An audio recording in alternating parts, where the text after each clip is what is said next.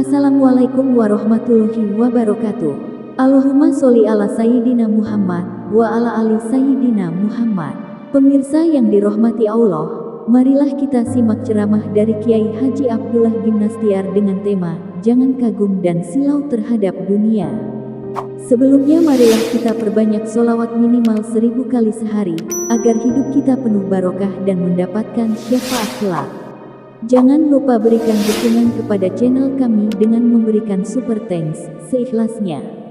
Marilah kita doakan semoga Ajim diberikan kesehatan dan diberikan kebahagiaan dunia dan akhirat. Selamat menyaksikan. Lanjutan hadis ini adalah ihris ala ma yanfa'uk. Coba dengar ini ya. Sesudah bercerita tentang orang yang imannya kuat itu lebih baik dalam segala hal dan lebih dicintai Allah. Ini penting ini. Berarti makin kuat keyakinan makin dicintai Allah.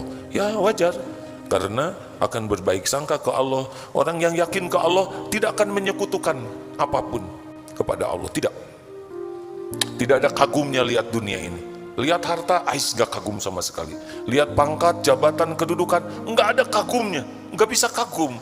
Karena tahu bahwa harta, gelar, pangkat, jabatan, kedudukan, popularitas, penampilan mutlak hak Allah membagikannya kepada siapa saja yang Allah kehendaki, baik punya iman maupun tidak punya iman. Saudara, kalau takdirnya aduh misalkan ganteng, cakep, merasa gitu di Indonesia, wah pantas nih saya misalkan jadi apalah aktor, aktris. Saudara lihat coba di Saudi sana ya, tanpa bermaksud meremehkan profesi ya, itu yang bagian nyapu di jalanan juga dari Pakistan, wih ganteng-ganteng, artis semua di kita mah ya, karena sesuka Allah. Itu alhamdulillah dengan iman. Di tempat yang gak pakai iman, Masya Allah, subhanallah, cakepnya luar biasa, gak pakai iman. Berarti cakep itu dikasihkan ke siapa aja.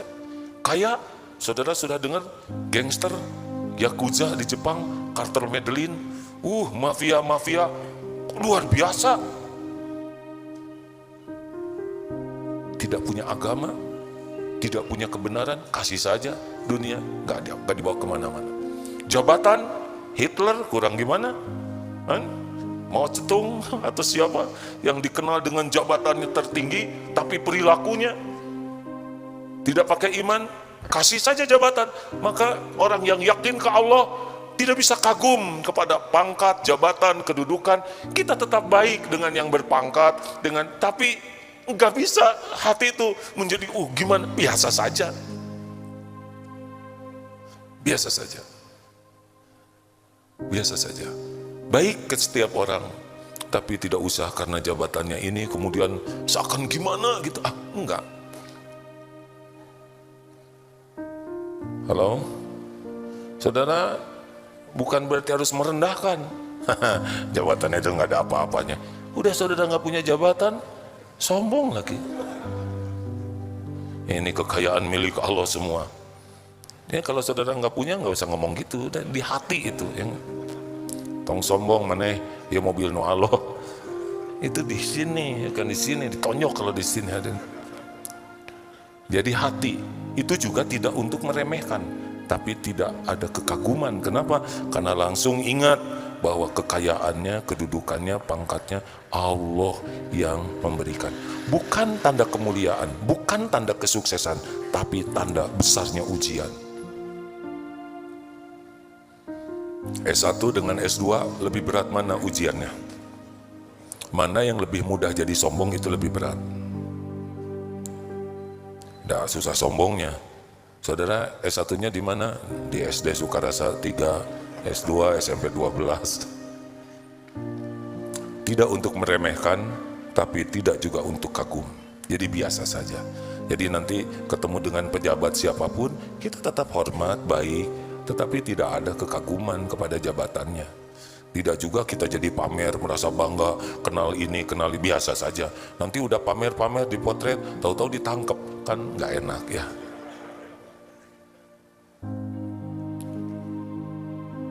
Apa lanjutan dari hadis itu? Ihris ala ma yanfa'uk. Ternyata lanjutan dari hadis kekuatan iman itu adalah kesempurnaan ikhtiar. Bersemangatlah, ihris ala ma yanfa'uk. Bersemangatlah, antusiaslah, all outlah dengan apa-apa yang bermanfaat bagimu, baik urusan dunia maupun urusan akhirat. Sehat manfaat, ayo olahraga, pelajari ilmu napas. Bukan saya mengajarkan ilmu tenaga daleman. Gimana nafas yang baik, yang sehat. Ternyata nafas kalau terjaga dengan baik, oksigen cukup, itu secara ilmu manfaat di otak kita oksigen cukup, cara berpikir jadi baik. Nafaslah, minum, kita tahu tubuh kita 70% cairan.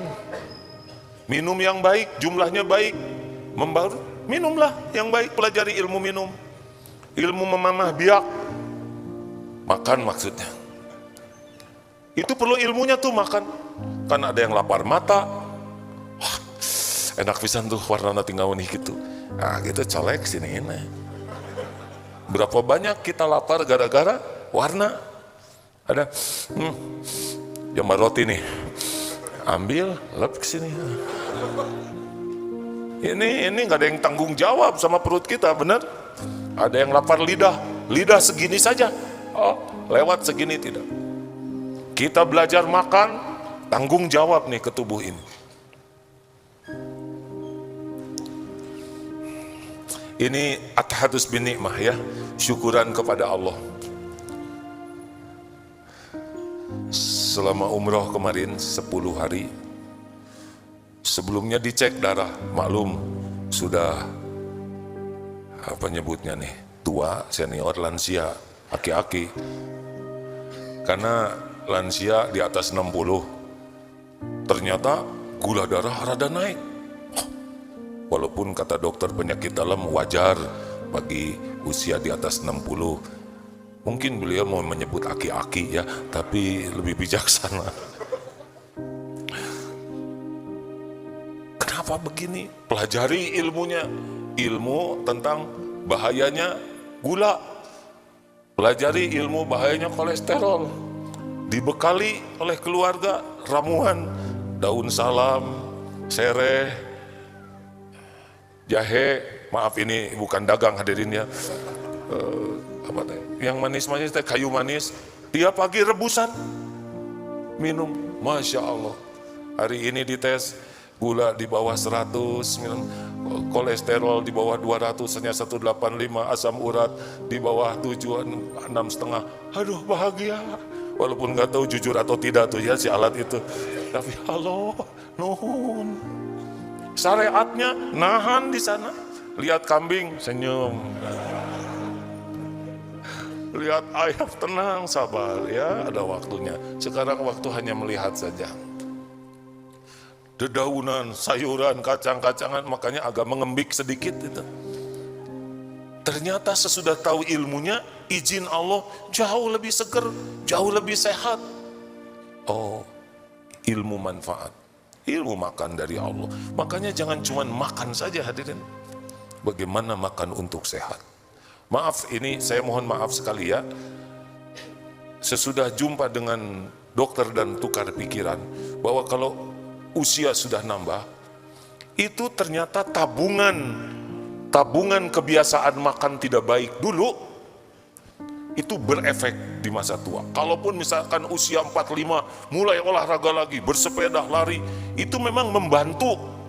Ada sahabat saya, semoga Allah memuliakan beliau, 100% jantungnya mampet, tapi 10 tahun terakhir itu olahraga, sehingga ada pembuluh darah kecil yang tumbuh, sehingga masih terselamatkan syariatnya. Kata dokternya, ini tidak mendadak mampet begini, ini tabungan yang lama. Coba hadirin sekalian, kita segala dimakan sekarang.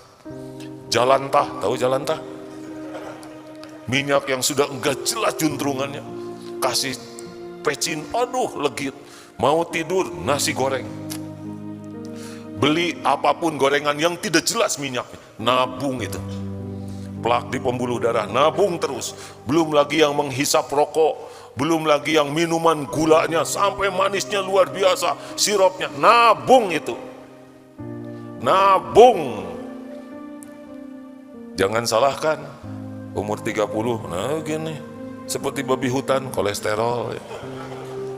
Umur 35 jalannya, kenapa jalan gini? Asam urat. Oh serius ini hadirin? Kenapa?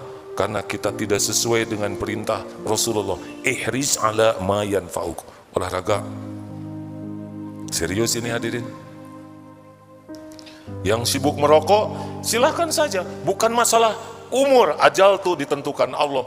Tapi masalah tuanya sengsara dan menyengsarakan orang atau tidak, itu masalahnya. Punten ya, apa bedanya kita ngurus anak dengan kita diurus oleh anak? Ada yang nanya, saya ngurus orang tua saya all out. Beda. Apa bedanya? Kalau kita ngurus anak, kita bisa habis-habisan agar anak panjang umur. Anak sakit, kita rela tukar nyawa agar anak bisa sehat. Tapi kalau ngurus orang tua sakit-sakitan, belum tentu punya pikiran yang sama. Si bapak teh panjang pisan umurnya, nggak jelas pisan ya. Aduh, saya memilih meninggal sebelum sakit.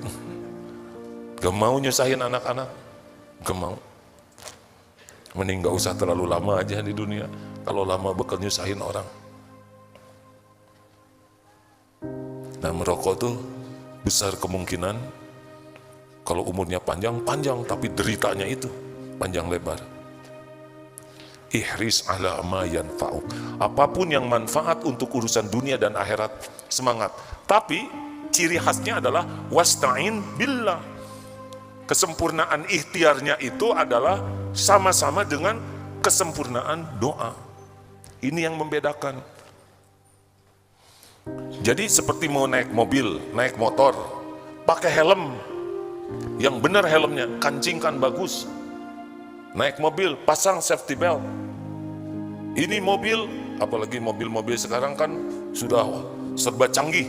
Kalau ada mau nabrak, dia bisa ngerem sendiri, otomatis. Kita ngantuk, belok, dia ngasih tahu. Tapi semua itu tidak bisa menentukan takdir. Doa, la yaruddu qada ila doa. Doa yang bisa mengubah dari satu takdir ke takdir lain. Makanya hebatnya ikhtiar, sempurnanya ikhtiar harus dibarengi sempurnanya doa. Itu ciri orang yang beriman teguh. Kalau kita menuhankan ikhtiar, gak bagus. Atau sibuk doa, tidak mau ikhtiar, tidak cocok dengan dalil tadi. Sakit berobat, tapi yang menentukan sembuh itu Allah. Dan berobat itu amal soleh. Dan doa mukhul ibadah, saripatinya ibadah. Jadi harus doa. Makanya kalau ada ikhtiar kurang doa, berarti kurang tuh keyakinannya. Atau sibuk doa tapi malas ikhtiar, ini juga tidak sesuai dengan yang dicontohkan Rasulullah SAW.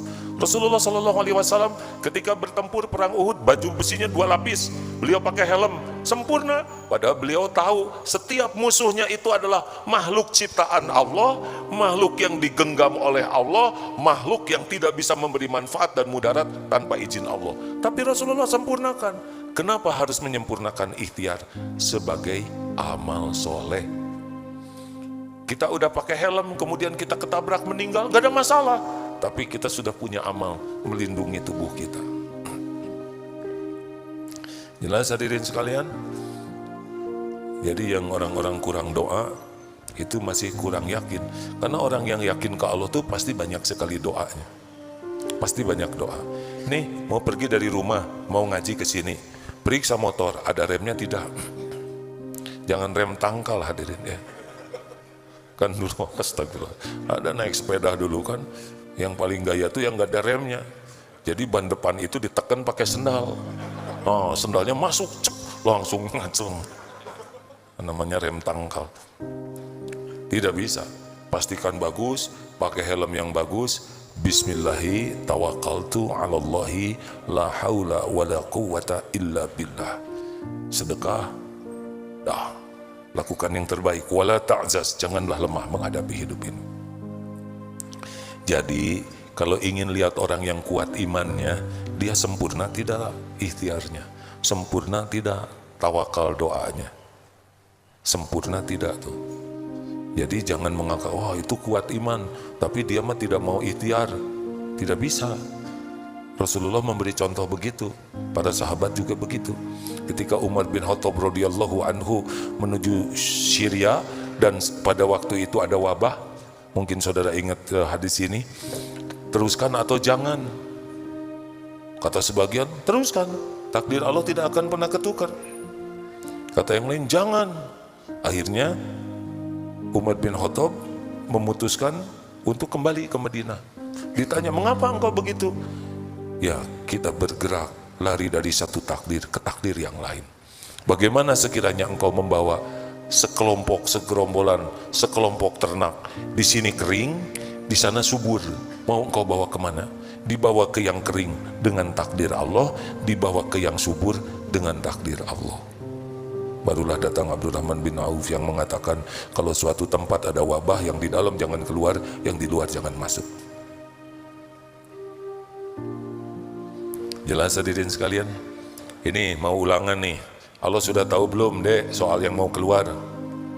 Santri, Allah tahu tidak soal-soal yang bakal keluar? Allah menyaksikan waktu guru bikin soal itu tidak? Tapi ini rapatnya rahasia, gurunya bikinnya rahasia di tempat yang tersembunyi, sampai guru itu pun tidak tahu di mana dia berada. Ini rapatnya rahasia. Mereka bisik-bisik sampai tidak kedengaran apa yang dibisikinya. Allah tahu tidak? Ya Allah, engkau tahu soal yang akan keluar. Engkaulah yang menggenggam diri hamba. Pikiran ini adalah milikmu, mudah bagimu ya Rob memberitahu jawabannya. Allah dengar doa itu? Ya Allah, engkau maha baik, tidak mengecewakan. Tapi Allah lihat dia tidak belajar.